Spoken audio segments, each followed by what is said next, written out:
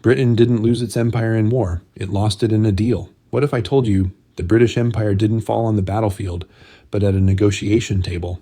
In the middle of World War II, with bombs falling across Europe and survival on the line, Britain accepted help that seemed unavoidable and paid a price far greater than gold.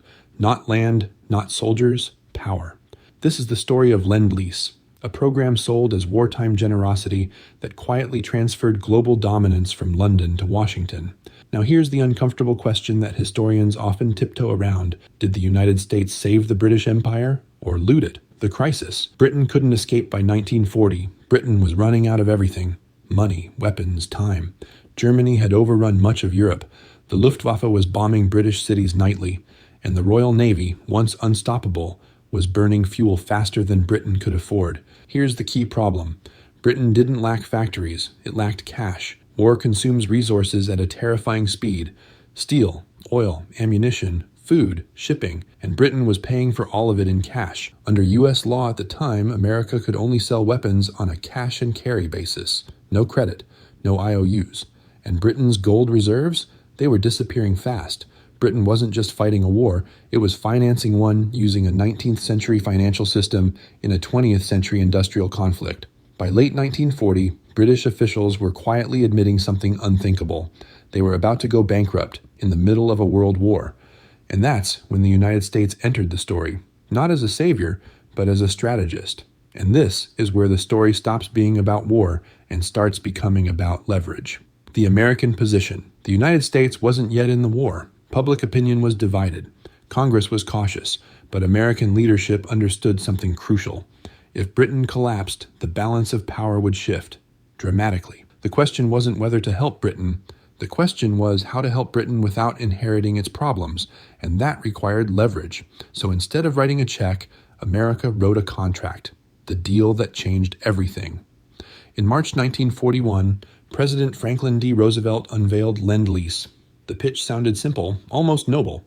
America would lend or lease weapons, ships, fuel, and supplies to countries fighting the Axis powers. Britain wouldn't have to pay up front. They'd settle later. Roosevelt famously compared it to lending a garden hose to a neighbor whose house was on fire. Sounds generous, right? Here's the catch. When you read the fine print, and historians love avoiding this part, Lend-Lease wasn't free, not even close. Instead of cash, the U.S. demanded strategic assets, and Britain had plenty. At this point, some people say, come on, this was wartime cooperation. Fair, but cooperation doesn't usually involve stripping your partner of global dominance. So let's talk about what Britain actually gave up. The real price of aid, under Lend-Lease agreements and related negotiations, Britain handed over military base rights across the Atlantic, control over key shipping routes, access to British patents and technologies, economic concessions across the empire. And most importantly, Britain agreed to dismantle imperial trade protections after the war. This part matters. For decades, Britain had used preferential trade within its empire to maintain global economic control. Lend-Lease forced Britain to open those markets, especially to American corporations. In other words, the U.S. wasn't just supplying weapons, it was rewriting the rules of global trade, and it didn't stop there, because the most damaging blow to Britain didn't come during the war, it came after victory. The aftermath nobody expected. When World War II ended, Britain emerged victorious, but financially exhausted. The empire still existed on paper, but the money was gone, the leverage was gone, and the U.S. wasn't done collecting. In 1946, Britain needed yet another loan, this time to rebuild. America agreed, but only if Britain accepted the dollar as the dominant global currency and made its currency fully convertible.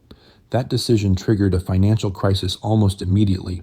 Within weeks, Britain's reserves collapsed. From that moment on, the British Empire began to unravel. India, Palestine, Africa, one by one. Not because Britain lost the war, but because it lost economic independence. And meanwhile, it was becoming dependent, not just on weapons, on fuel, on food, on shipping. Meanwhile, the United States emerged as the world's largest creditor, the controller of global trade, flows, the architect of the post-war financial system, the IMF, the World Bank, the dollar standard, all built on leverage gained during the war. So yes, America lent Britain a hose, then quietly bought the neighborhood. The bigger pattern. Here's the uncomfortable truth. Lend-Lease wasn't evil, it was strategic. The U.S. didn't conquer with armies, it conquered with contracts. This wasn't looting in the dramatic cinematic sense. No vaults, no stolen crowns. It was something more modern, more effective, financial dominance. And once you understand that, you start noticing the pattern repeating over and over throughout modern history. Aid, loans, conditions, different century, same playbook. The 1946 loan, the final turn. In 1946, Britain requested a massive post-war loan from the United States. America agreed, but only under strict conditions. Britain had to make its currency fully convertible to dollars, accept U.S.-led financial rules, open its markets permanently. The results were immediate and devastating. When convertibility began, global holders rushed to exchange pounds for dollars. Britain's reserves collapsed within weeks. The illusion of imperial financial stability evaporated. From that moment on, Britain no longer controlled its economic destiny. The bigger lesson: Lend-Lease wasn't charity, it was statecraft. America didn't loot Britain in the traditional sense. It did something far more effective. It replaced Britain, and it did so by understanding a timeless rule of power. Whoever controls finance controls the future. Why this still matters? Because the real lesson of Lend-Lease isn't about Britain. It's about how power actually changes hands, not through explosions, but through dependency. And the next time you hear the word aid, the real question isn't who's being helped, it's who's gaining leverage. Because history is very clear on one thing: empires don't always fall.